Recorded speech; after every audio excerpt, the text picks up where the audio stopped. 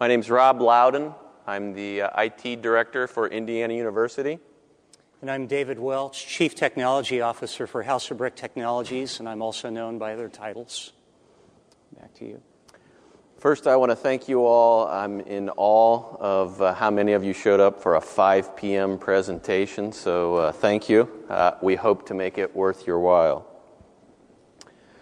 And I'll give you a brief outline what our expectations are. We'd like to do about 40 to 45 minutes of presentation, and we want to leave ample time at the end because you may kind of have some questions of, wow, that doesn't seem like that would work that way, and so you may want to pick our brains, hopefully more Dave than mine.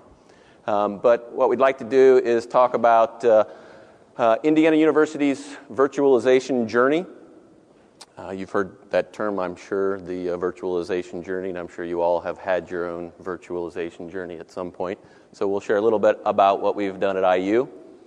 I think probably the big ticket item would be the virtualization of our Tier 1 databases. So we'll talk through how we did that, when we did that, and some of the outcomes there. OnCourse is our course management system. So needless to say, we're a research institution. Education is secondary focus for us. Research is a number one focus for us. But there is this thing we do called teaching and learning, and that is our course management system OnCourse. So we'll talk about the proof of concept there and how that played into our overall strategy. Go through some of the challenges that we experience. Of course, the lessons learned. We are a public institution, so we'll give you the good, the bad, and the indifferent, and I won't try to sell you anything at the end. We'll talk about storage considerations. Probably another big key question for many of you. There has been some pause out there in terms of support, so we will go through our experiences, at least on support of virtualizing those Tier 1 databases, licensing, and then we'll finish up with rack on VMware, because that's also a pretty interesting topic. So very briefly, for those of you, how many of you are IU alumni? One of the 500,000 living IU alumni. Thank you for joining us. We'll try to do you proud. So Indiana University was founded in 1820, shortly after Indiana became a state. This fall, actually, we are approaching 110,000 students, just shy. So for the last 3 years, as the economy goes down, people decide going back to school is maybe a good idea to be a little more competitive, and so we are the recipients of that change. We have about 20,000 faculty and staff across 8 campuses in the state of Indiana. We operate with about a $3 billion a year annual operating budget. That's a little dated. We were about $600 million this last year in grants, so it's a huge part of what the university does. Without that grant funding, we can't do research to generate those exciting things that we all need in life. Little known fact, we actually have the world's largest school of music, the Jacobs School of Music, and we're historically ranked number 1 or number 2 with that other little known music school. So are you going to sing? I am not going to sing. They all thank me for that. And we also have the second largest school of medicine, and the reason that I put that up there is I'm sure that's not as commonly known, well-known fact. But there are implications there, too, in terms of virtualization, HIPAA, and things of that nature.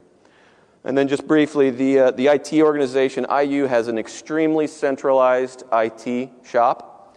We have over 1,200 staff. About 60% of those are professional employees, and the other are part-time and hourly.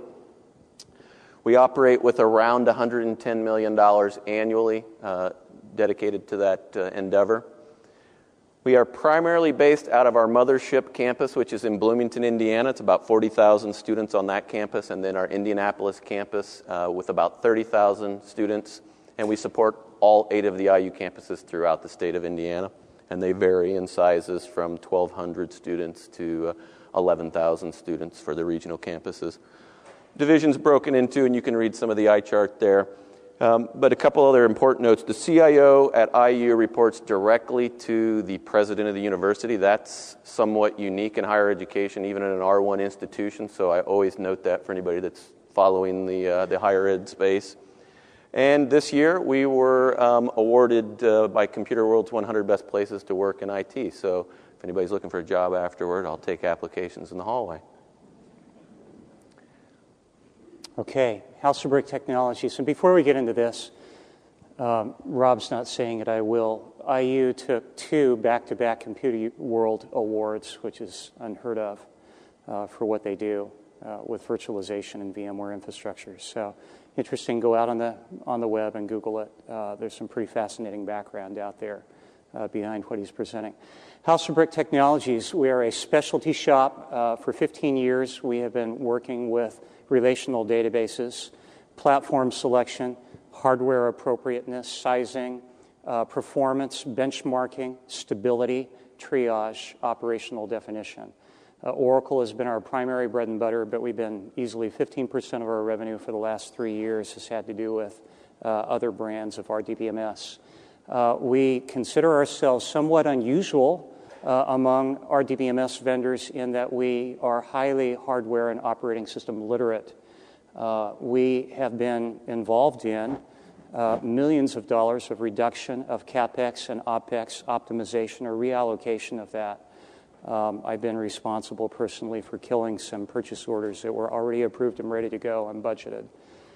We took our first Tier 1 customer live in 2006. A massive, if I told you who they were, you'd recognize them, eat lunch there all the time. Thousands of food services retail outlets on eBusiness Suite, Oracle ERP, all tiers virtual. On ESX25, had great performance out of the box. We have been virtualizing Tier 1 workloads ever since. So that's it for the House of Brick intro, and back to you. Thanks, Dave. So we don't have an iPad as a giveaway today, but we do have one component that we'd like to give you. I mean, it's going to be a golden nugget that you're just going to take back to the office and really leverage. And that's the answer to cloud computing. So that's how it really happens at the university level. No, I share this. That's about as good as the humor gets for the afternoon, so fortunately cocktails are not too far off from this point. So how did IU get into this whole business of virtualization?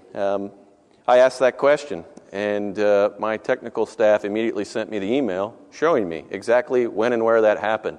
So roughly February 13th, 2003, about 3:54 in the afternoon, which, by the way, was a Thursday, this message was sent out, and you can read through it on your own, but in essence, you can probably all at some point, whether you were doing it in 2003 or some point thereafter, have a similar experience where you had some x86 workloads, and this thing sounded kind of interesting. And for us, that message was followed with this. John Acevedo, who, to my VMware colleagues out there, I'd love to meet him. I've emailed him. He still works at VMware. He wondered, what the heck are you emailing me for? I said, I just wondered if you still work there. But anyway, he does. And so you can see very shortly after we started down the inquiry path, we acquired the licensing and we began our virtualization journey.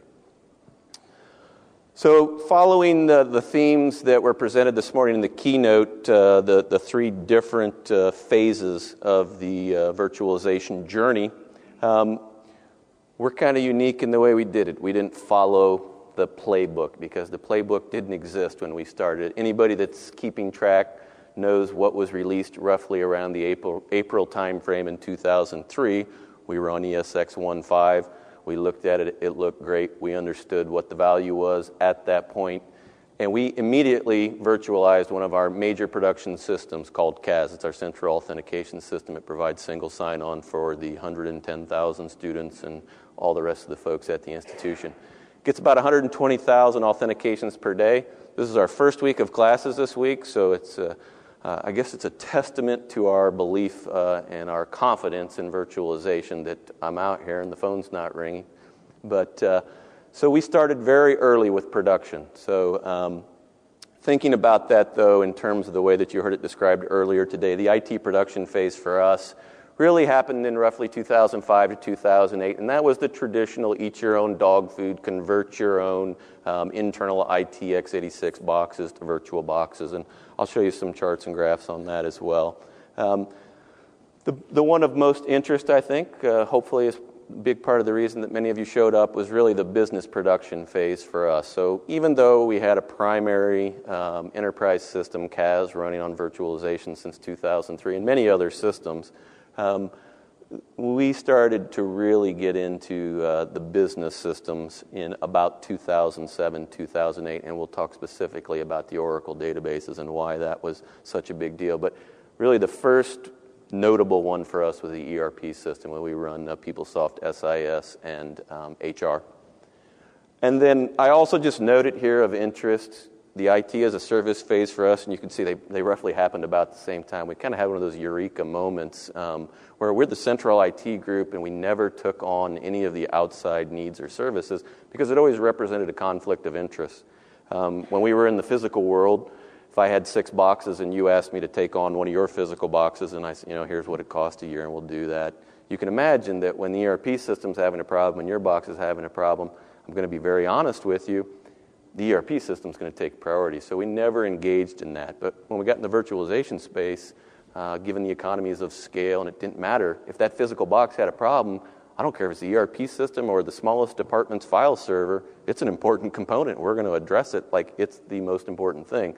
So in 2007, we began selling this out to the departments at IU, and it's grown substantially. We still do that today. And whether you call it your internal private cloud or something else, it's a architecture, infrastructure as a service. So this is briefly, and I apologize for the old graphics, but you can see the date on that, and so Microsoft hadn't given us anything in 3D yet. But we used to track our progress on that, and this was the kind of the eat your own dog food phase where we had our own physical assets and we converted those, and we tracked that because we wanted to see, well, where's all this value that we hear about and the cost savings. And 2008, we stopped tracking it. We had proven it to ourselves so substantially that it just really didn't matter anymore. But the blue line is the Linux systems, and that's where we started. We started with UNIX, so a little bit different than a lot of folks. From the very first systems, we only did Unix and virtualization. In about 2006, I said, well, why don't we do this everywhere? And that's when we started the P2V. So really all we moved was the Windows systems. All the Linux systems that we had provisioned on x86 were already virtualized for the most part. So that's why that graph continues to go up. The Windows one goes all the way up, which is the red, and the green one was just the physical boxes that remained until we ultimately retired them all.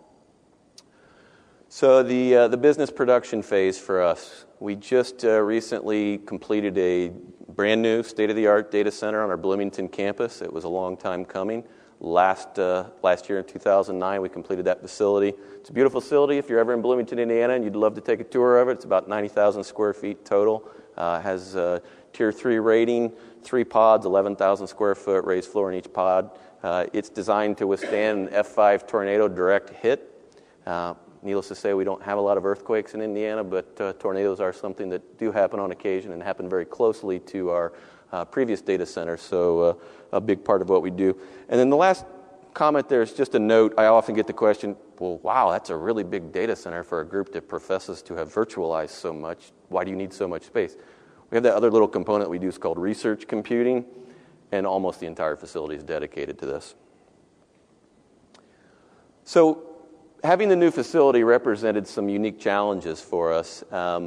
As we all that work in infrastructure know, our application colleagues never want their services down. They can never have an interruption to those. Whenever I sit down to have coffee with them and talk about some major change that's coming, when's going to be a good time for that? Well, Christmas, Thanksgiving, the holidays, of course. Isn't that when you guys do everything? And we always love to hear that. Of course, we had this unique challenge. The virtualized systems, we had a plan for that, but the Tier 1 databases were running on RISC proprietary systems, and we didn't have such a great plan there. They were also pretty large. We had some sizable systems there as well. And of course, given the time frame, this is 2-3 years ago, we had some concerns about support.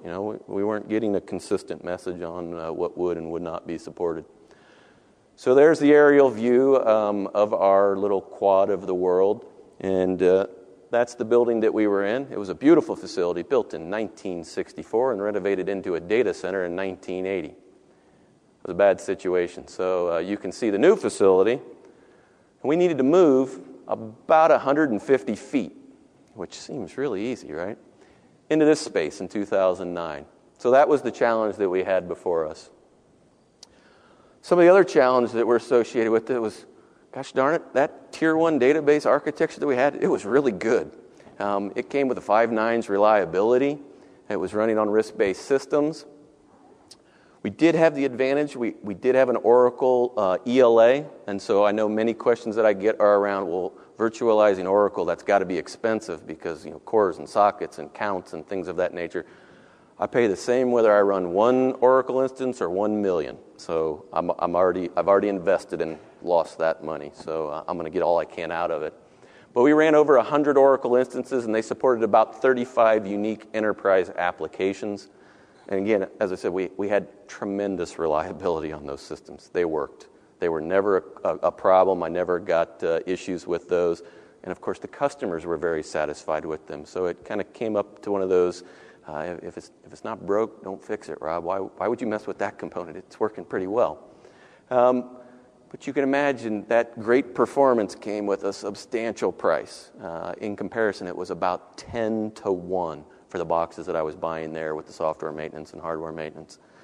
So I'm the glass is half full kind of guy, and I looked at this was an opportunity. And so how could we take advantage of that? So the motivation is just in summary here. Clearly, cost savings were a huge motivation for me. Anytime I can get more money out of my budget that I can apply to things that are a little more strategic, I'm all for that. Wanted to take advantage of that.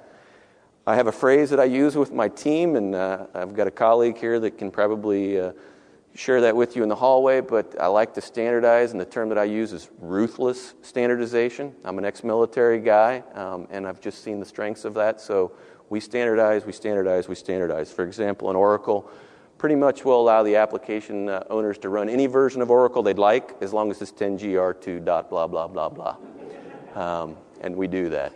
It's one of the few limitations in higher ed that we don't work around. We're pretty flexible on most things, but we do enforce that. Timing. I always think timing is a big key in just about any major project that one works on. This could have been a great idea 3 years ago, 4 years ago, 2 years ago, but the timing was right, and we took advantage of that. It also enabled us to look a little bit more strategically at the way that we had done this. Our previous historical situation was a mainframe. Back in the 90s, moved from the mainframe to the RISC-based client-server model, and that was kind of an opportunity to revisit process and procedure. And this represented another opportunity to revisit that, and how would we do it ideally? And so we reestablished some of those DBA practices. AIX is a great operating system for us, but we at least experienced from the IU perspective that when something was known from Oracle and fixed by Oracle, it came out in Red Hat first, and then some other operating systems, and maybe after a month or two, and then it came out on AIX. So we wanted to align ourselves more consistently with their recommended approach. So we took that opportunity to review those procedures. What were the risks going into it? Clearly, my biggest concern was customer buy-in. This is higher ed. You don't just walk over and tell the application owners, we're doing this. For whatever reason, that just doesn't work in the military. It worked great, but not so well in higher ed. And then the issue of vendor support. So I'm going to give you my just 2-second overview of vendor support, and specifically support for Oracle from VMware. I referenced the MetaLink here. And in summary, the way that I put it out is Oracle says clearly that they will support specific operating systems. Red Hat was an operating system that they supported. In our minds, that's all we were doing. We had the IU Legal Counsel look at this as well, and they felt like we were probably correct in that assumption, and that was the assumption that we moved forward with. People say, well, what did Oracle say? Well, we didn't ask them. We read their documents, and we took an interpretation of that. That's the beauty of law. So we moved forward with that. And we don't run RAC, so I often get that question, because Rob, it's very specific. It says they will not support RAC on VMware, and I think Dave will give you some very interesting information when he steps up. But for us, that was a non-issue because we didn't have that need, we didn't have that service, and we didn't run with that. And then, the age-old question, everybody moving into this space, well, I/O and scale, you're going to have an issue. And you got to remember, this was pre-vSphere. So I only had 4 vCPUs to play with at the time, so that brought some pause to the equation as well. So what was the approach? Well, my biggest risk was buy-in from the customer, so I had to work heavily on the communication piece. And you can probably get some sense. That's more the value of the story that we tell specifically, is this cultural change. It's no different in my mind from 7.5 years ago when I had to deal with the server huggers and get them culturally to understand that this was the best thing for them. And so it was a huge part of what we did. You can see that we started very early on communicating the value, the benefits, and we never set any dates initially. We just kind of promoted it, almost as if we were running for office. We were very interested in the latest virtualization offering from VMware. We felt like, without any experience, that we needed 8 vCPUs. We really believed that for some of our workloads, we would have to have more CPU than what was available in the 3.5 product. Some of the other things of note there, and of course the important point is we wanted to do everything we could to be successful. So we laid out a plan. We began testing and preparing for that. We watched very closely for the release announcement of vSphere, which you all probably remember in May when that came out. We were very interested in getting up and running with that because, again, we had this perception that we needed those 8 vCPUs. But the plan was take advantage of this situation, virtualize those Tier 1 databases. Before we even look to do a move into the data center, we'll pre-position some assets in the new facility, some x86 compute, the SAN fabric, the storage. We'll extend that between that short distance, 150 feet. I mean, it wasn't like we were going miles upon miles. And we would begin doing vMotions at about 150 to 250 feet. To me, it sounded really easy. So I said, let's go ahead and do that and move forward with that. And that's the point that we met House of Brick. So, Indiana University had done just that one vertical that Rob is with is one of 6 IT verticals within IU. They have 103 Oracle workloads, production and pre-production, under his auspice. I asked him how many total campus-wide. He said, I don't know. So we were introduced because 3 of their largest workloads, they had attempted to virtualize 2 of them, SUDS and MMS. And for technical, or in one case non-technical reasons, it was quite public around campus that it was perceived to be a failure, a non-starter. VMware Corporation, given our specialty, introduced us to IU, and we engaged them in the spring of last year on this. So rather than focus directly on SUDS and MMS, they said, let's take a look at OnCourse, which is higher education, Sakai open source with massive customizations that they have done. One of their 3 largest Oracle workloads, but there was a caveat. They had a desire to have 100% headroom in the event of a severe H1N1 outbreak that would send all the students home to do the coursework remotely. A little bit of a hurdle. This would be a vSphere 4.0 proof of concept. The current state was IBM P-Series, formerly known to some of us as the R6000, P570. This workload had 12 cores, Power 5, 1.6 gigahertz, a little bit older chips, but still very capable, 48 gig physical installed memory, AIX 5.3, and the second 5.3 number on the slide is not a typo. Their LPAR suggestion was indeed 5.3 CPUs. So, could virtual infrastructure handle it? HP DL585 Shanghai quad-core 3 gigahertz chips, 128 gig installed, but the virtual machine that OnCourse would host would only have a fraction of that.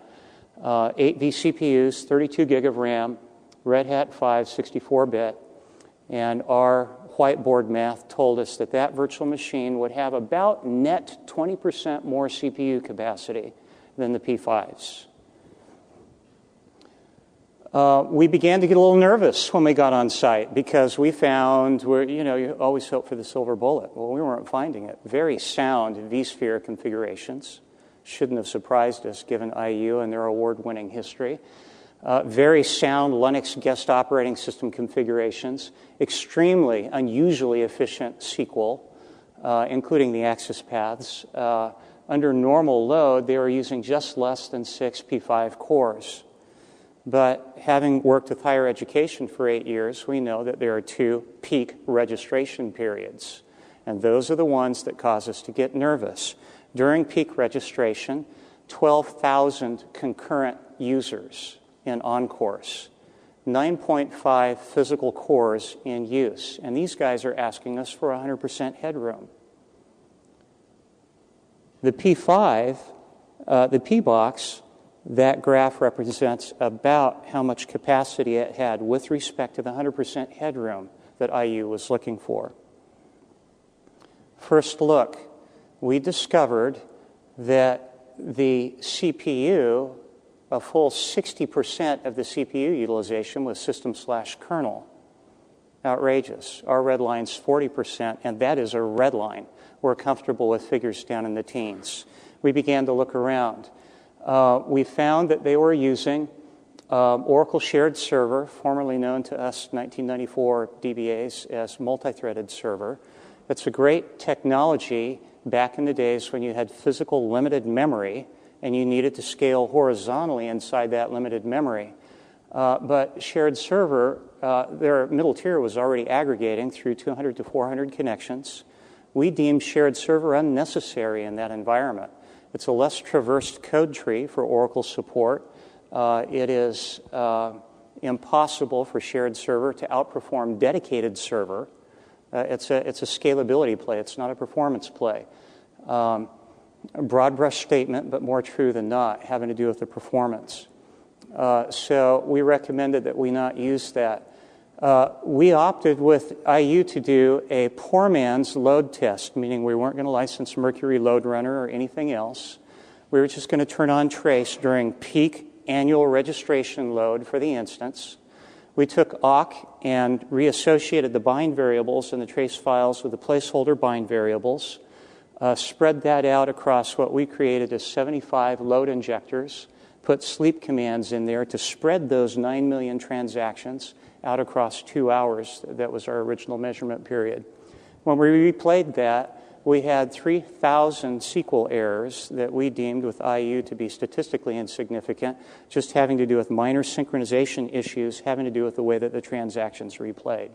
So we wrote those off.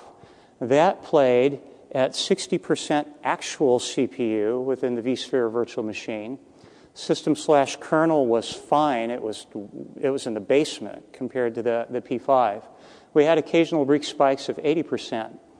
Now, replaying using this poor man's load test methodology as we had a dynamic in the load test environment that we didn't have in production. In production, we use stored procedures. I don't have PL SQL compile time showing up in my stats pack or my AWR for the DBAs in the room. So we whiteboard netted that out and came up with a net load of 35% of the capacity, the CPU capacity of that virtual machine. Occasional brief spikes at 55%. And it was a party because we were able to hand IU the 100% scalability that they were looking for with their worst production workload on Encores. So the graph represents the virtual machine's astounding, but it was what it was, capability to take care of the scalability needs that IU had asked for. Now, ancillary findings, just as long as we're talking about what we did, I'm going to talk about a lot of things here. Some of them have nothing at all to do with vSphere. We adjusted the virtual machines to minimize CPU ready time, not to over-provision the physical host in this case. Not a bad idea to do some of that with Tier 2, Tier 3 workloads, but you have to be careful with Tier 1. It's not an Oracle issue. It's a Tier 1 issue. We reconfigured the host RAM to be at least greater than or equal to the sum of the Oracle guest memory footprints. Better yet, a recommendation that we left with IU is even though they didn't have reservations, we recommend reservations because in the event that you get into maintenance mode with vSphere, then you've already predetermined the priority of the various workloads in your new limited physical memory space. And then also, we had problems with the PV-SCSI driver. We actually ran into corruption, had to restart one of the tests. It was the first time House of Brick had used it. We did not have time to diagnose that, so we configured it off and worked around it. Very important for me to tell you, before you glom onto that House of Brick, with our other implementations since and our internal lab testing, have not been able to repeat any problems whatsoever with the PV-SCSI driver. We strongly recommend it, especially in an Oracle processor-based licensing environment.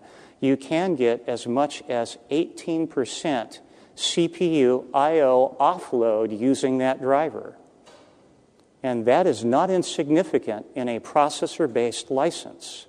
I love Oracle Corporation. I love their technologies. But my relationship with Oracle is very much like my relationship with the IRS. Don't laugh. I have a legal obligation to pay all the taxes that I owe, but no more than I owe. Okay? I want to spread that capital and that OPEX where I need it. And that doesn't mean paying unnecessary processor-based license. So this is significant. All right. PGA aggregate target, which is Oracle's dynamic sort space. We bumped that significantly from 150 meg to 1 gig. Really had nothing to do with vSphere. A feature that was introduced as of ESX35, which is large pages. I do get frustrated with VMware Corporation on occasion because they are overly conservative in our consistent experience with the overheads and the latencies that they publish. Okay. Their marketing materials indicate you can get a 10% boost with this. Our actual metric, trying it both ways at IU, was 14. All right, kernel parameters, a couple of minor adjustments.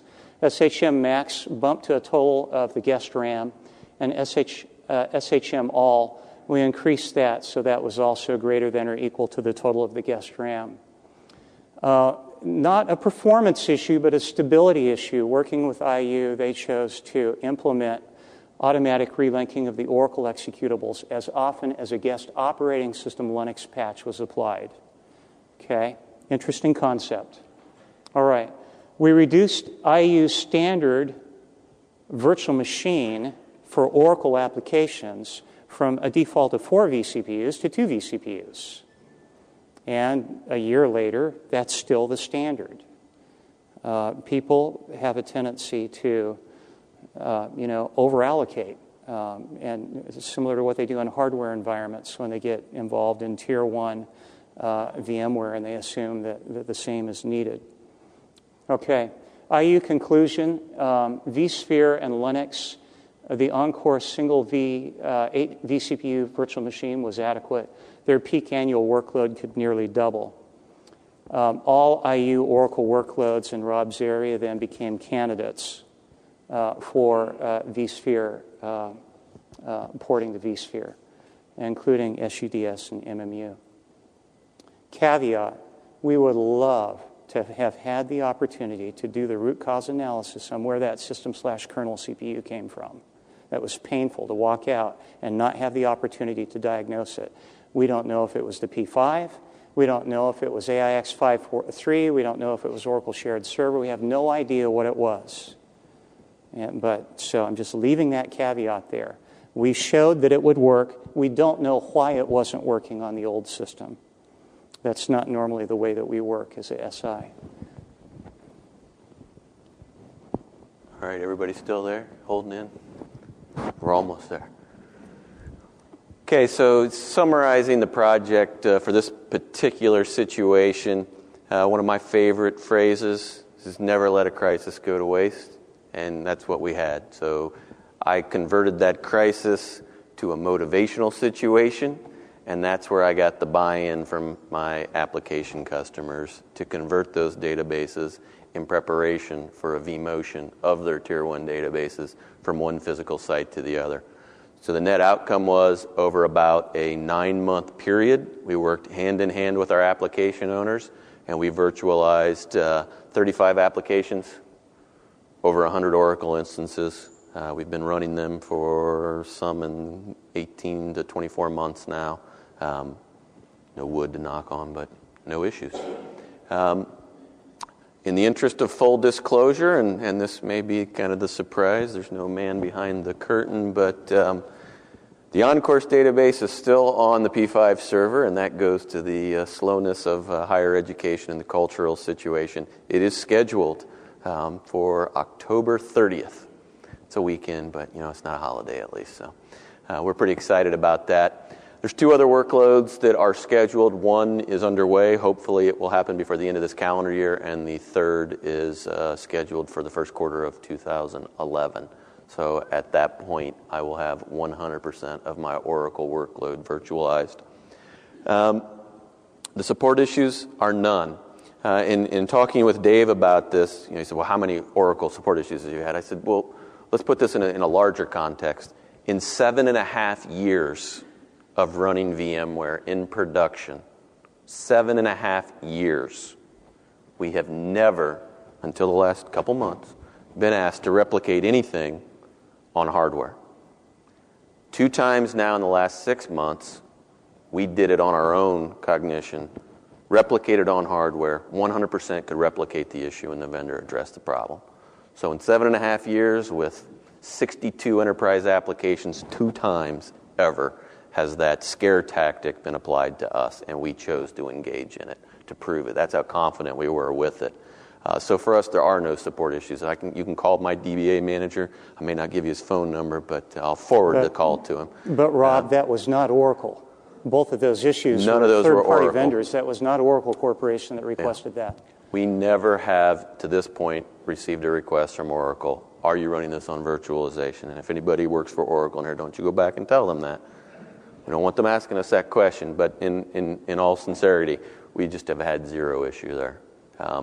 And I equate this in doing this 7.5 years to the early days. And anybody that's virtualized any application at any point, you experience this. I'm almost confident. You remember there was skepticism when you moved that. And oftentimes it was the way that I have my teams embrace this, and it's very different than what Dave will tell you, and that is every time an issue comes up, we assume it's us and we assume it's VMware.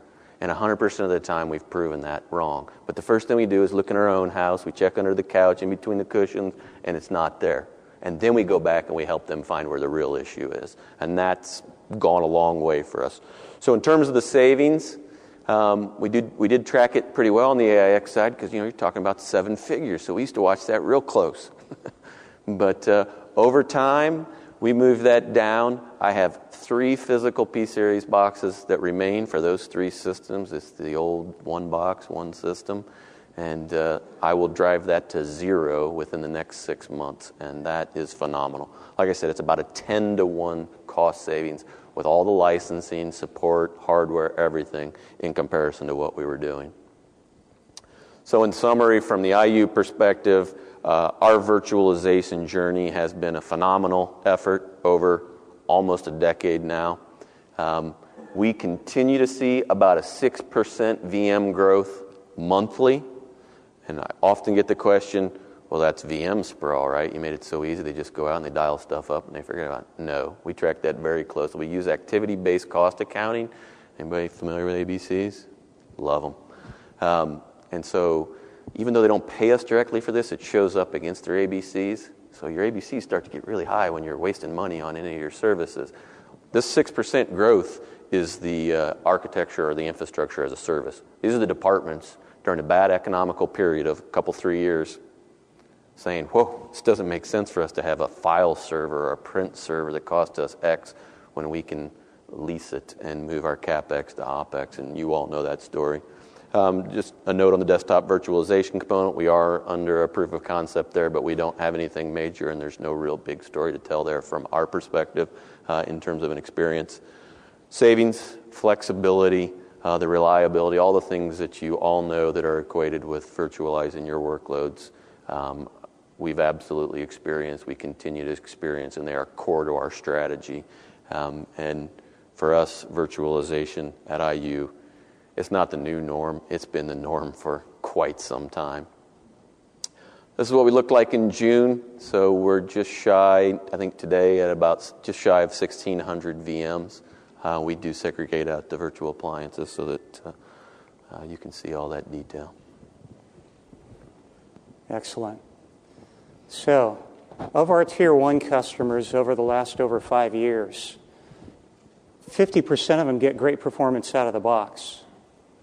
As for the other 50%, easily 90% of it comes down to storage, doing apples to oranges comparisons that they would never dream, configuring storage in the VMware environment in a way they would never dream of doing natively.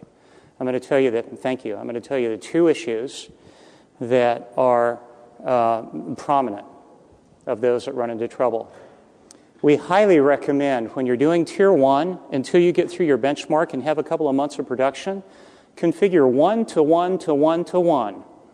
Lund Data Store to VMFS to VMDK to Tier 1 workload. Start there. If people would do that, we'd hear a lot less, well, we tried it on VMware and the performance wasn't good, so we backed out. People, the technical and operational benefits and financial benefits and DR benefits and business continuity benefits are so compelling. It's high time to stop doing that stuff and figure out where in the system stack the problem is and get after resolving it. Use VMFS, VMDK. We've long since gotten off the bandwagon of saying, oh, no, we've got to do RDM for everything. The storage vendors, EMC, Hitachi, HP, IBM, they'll all tell you, VMware, they've put massive research into tooling of the storage. And it takes a performance team, and you've got to know where to look to find the latencies of using VMDK. And once you see them, they're so small that they're laughable. Don't orphan yourself from the manageability benefits of having your storage go through the kernel. Watch your SCSI queue depth. We see this all the time. Some of those old devices still have SCSI queues that only have 32 levels. If I were a production DBA in an enterprise shop, I would insist that monitors and probes are set up to where the production SCSI queues on any of those devices get out of the teens that my pager went off.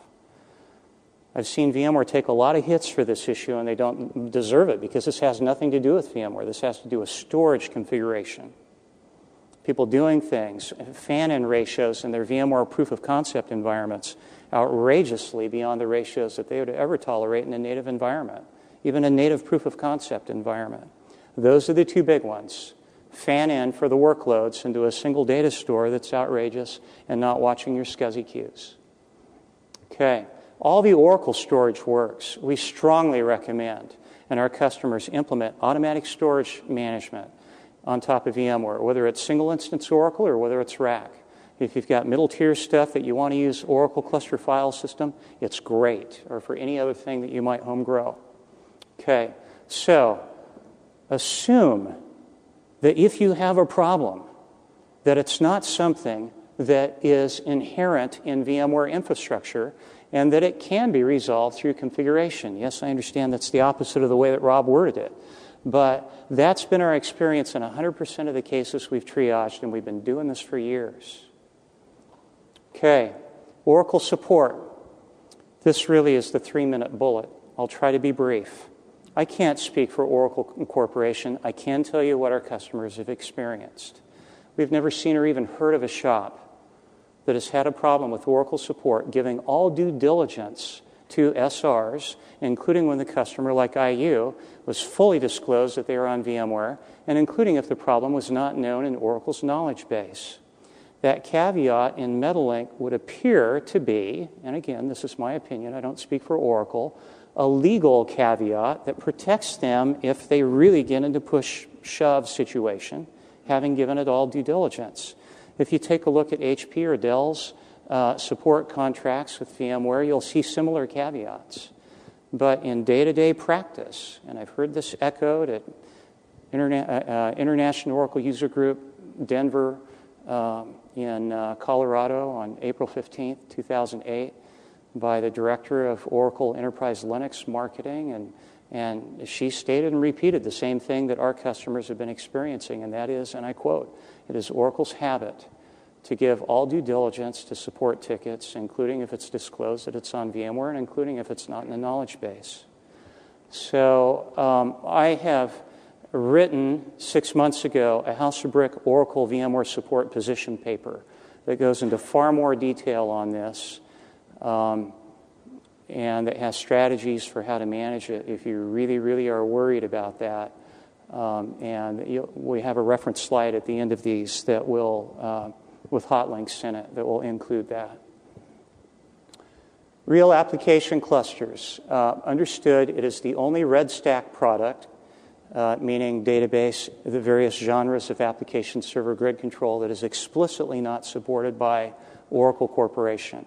And even though I haven't seen or am not aware of Oracle publicly stating reasons for that, as a rack DBA all the way back to 1994, Oracle Parallel Server in a clinical environment, I can appreciate why. But I advocate that the reasons for that not being supported became paper tigers about 2 years ago. And I'll talk about that more to the end here. So why Oracle on VMware? If I were a CIO of a major corporation, I would demand it, even underneath my dedicated workloads, for a lot of reasons. Performance is there. The performance deltas fade into the woodwork if properly configured compared to native environments. Latency is negligible. You have to be a performance team to even know where to look for it, and once you find it, it's laughable. Overheads are minimal. Product lifecycle management. I can compress in time my product lifecycle, have far fewer people working on it, have far more features in it with better quality in the release, and far less overhead on my DBA system administrators, network administrators, and storage administrators. Lab Manager, I happen to believe, which, by the way, it doesn't surprise me that that's the code base for the Redwood project, the cloud project is, I happen to believe it's VMware's best tooling, and I have for 4 years. For non-technicians to hot clone entire stacks of virtual machines in QA and dev environments, hot clones without technician involvement. Okay. Radically improve security infrastructure. Yes, there are things that you could do to circumvent that by bridging NICs together or creating loops, but VMware infrastructure is inherently more secure than native hardware, and that for me alone would be a reason. But the biggest one's on the next page. Our customers, two facts exist. Years ago, we did a massive amount of DataGuard physical implementation for our customers. We rarely do it anymore, but yet they have a larger percentage of the system stack protected than they used to because they've already licensed their SAN vendors' LUN volume replication tools. And so that allows us to shroud the virtual machine, regardless of what's in it, Oracle or otherwise. And that shrouding then allows us to approach 100% reliable DR, which is impossible to do in a native hardware environment. There's also potential Oracle licensing savings. According to the published software investment guide, you go look it up, according to what's in your contracts, no doubt, your OLSAs with Oracle, according to the published data recovery licensing guide, and I quote, you only owe Oracle the license on this host when you either install and or run the Oracle executables on that host. Well, if I've got a couple of asynchronous data feeds going through SRDF, for example, one from the virtual machine that's fairly quiet, the other one from the data store that's very hot, have I yet installed or run Oracle at that DR site? No, I haven't. According to EMC published statistics, a full 99% of production failures are resolved by restoring part or all of the image where? At the production site. Now, I could use tooling like Site Recovery Manager and broadcast a fenced image of that back to production site and show my auditors full recoverability on that image and my business data owners. And yeah, that might be a slow WAN link, an airline flight away to the DR site, but I'm not here to prove performance. I'm here to prove the recoverability of that. Now, once I finally actually have a production failure, then yes, I owe Oracle the license there. Okay? Subject potentially to qualifications with the 10-day rule. Okay. Licensing of a cluster. You don't have to pay Oracle a license on every node in an ESX server host cluster. Only those nodes where you physically have installed or run the Oracle software. There's a new feature with 4.1 called the DRS host affinity rules that can give you even more protection operationally against a virtual machine going someplace where from a licensing perspective you cannot not go. All right, RAC. Just a minute on RAC, and then we'll do Q&A. I got permission from the track manager, VMworld Enterprise Track Manager, to mention this just because we get so many questions on it. I think that RAC and VMware infrastructure are a marriage made in heaven. It allows me to broadcast RAC all the way back, schema testing and application to the earliest part of the development lifecycle, to make sure that I don't have schemas or code that are either rack hostile or rack impossible. Very expensive to discover that with physical hardware allocated. It's very easy on the administrators. It allows me to avoid, production. I have to be careful. If I have a rack node reset in production, all the other non-rack workloads there are going too. Well, if I shroud that inside VMware infrastructure, I just lose that one virtual machine. I get to share that host with other things. Channel Blade Technologies. This is our first production-grade rack implementation in May of 2007. We've done others since. I did, for IOUG in April, a VMware rack session for an hour. And prior to that, we actually did a rack break fix lab. There's a lot of components in this. I've got video and a full write-up and slide deck on this out on my website at houseofbrick.com. Here's the cliff notes. We disabled time synchronization of every type. We had no guest boot or kernel parameters. We buried this thing. We created just 5 megabytes a second of cluster-wide serialized events on extremely old hardware.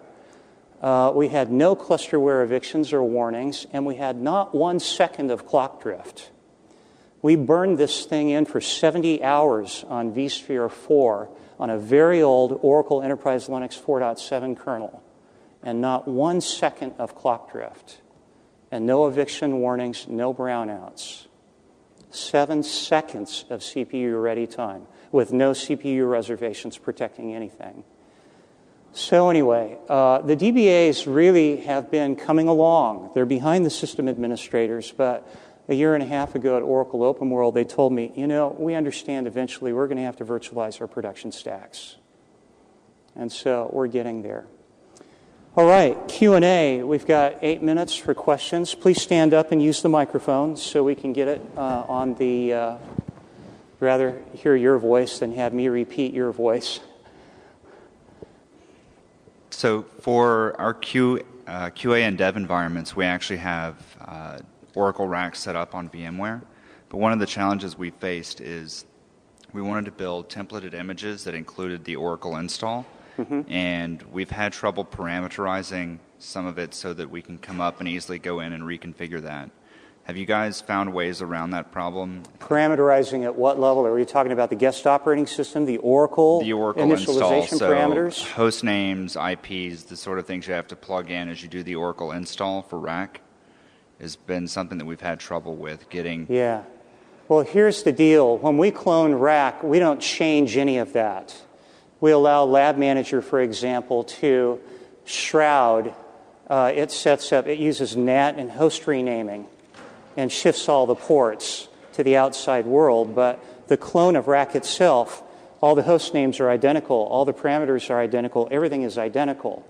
Now, the one thing you have to be careful of when you're cloning rack or any other clustered relational database, doesn't matter the brand, is that VMware infrastructure doesn't yet have the capability to clone a shared SCSI bus.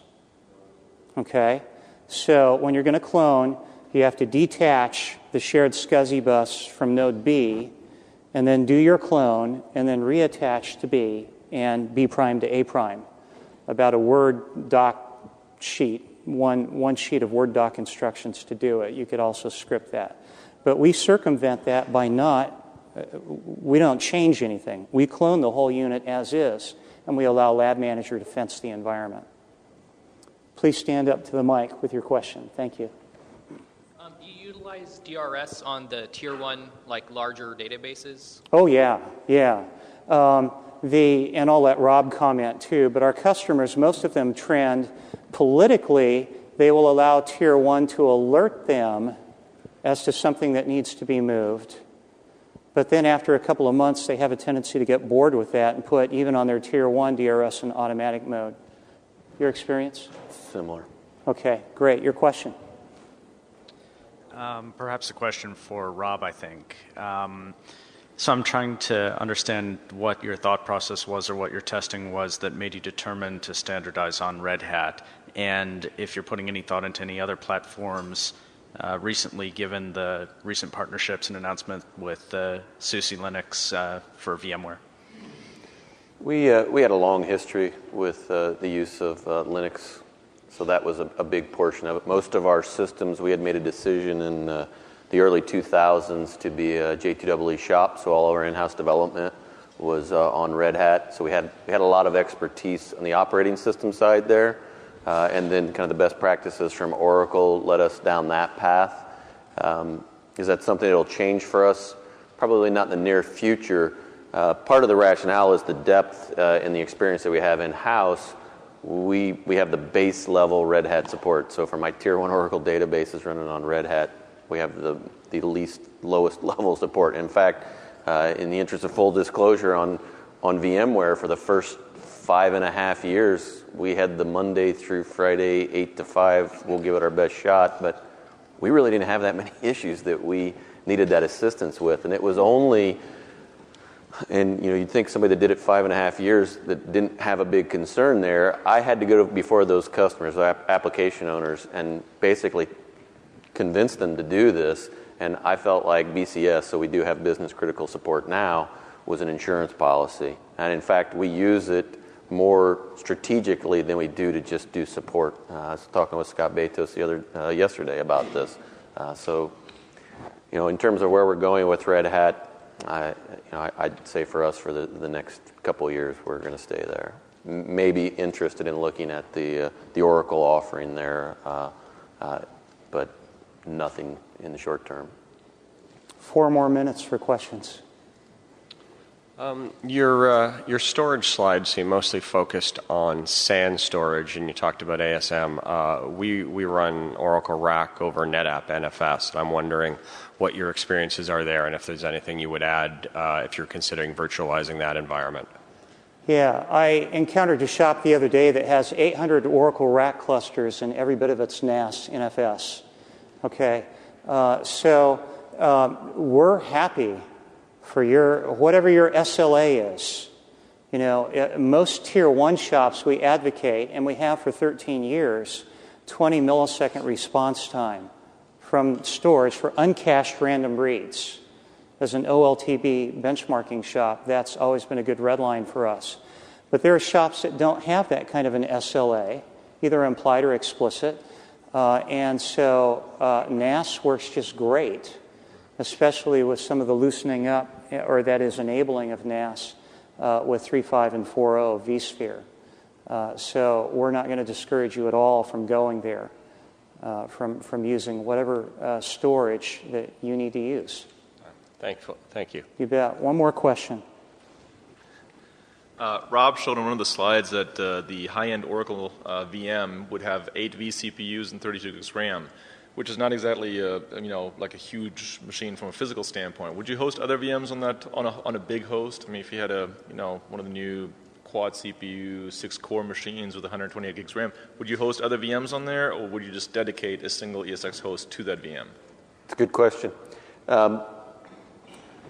So everything that I will say comes with some history, right? So I had these very expensive RISC-based systems, and I'm getting a 10x savings just in changing out the hardware. And I've also got these application owners that are very risk-averse, and I'm having to get buy-in there. So we isolated those clusters. So, for example, the course management system, our expectation is we're going to take 2 16-way boxes and put 1 8 vCPU VM on it. Right? It seems crazy. Why would I do that? No other workloads on there.